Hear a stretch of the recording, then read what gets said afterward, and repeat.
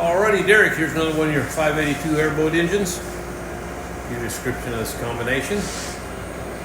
Cinnabar has cast heads on it, a rock manifold, custom ground hydraulic roller, got the custom built Stefs oil pan.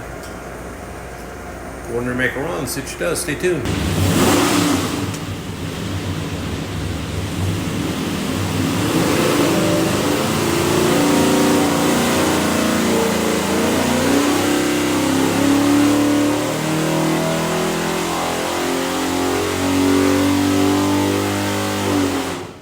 Okie doke, 3,400, 734 foot-pounds of torque, peak torque 756, peak horsepower 720, so everything good.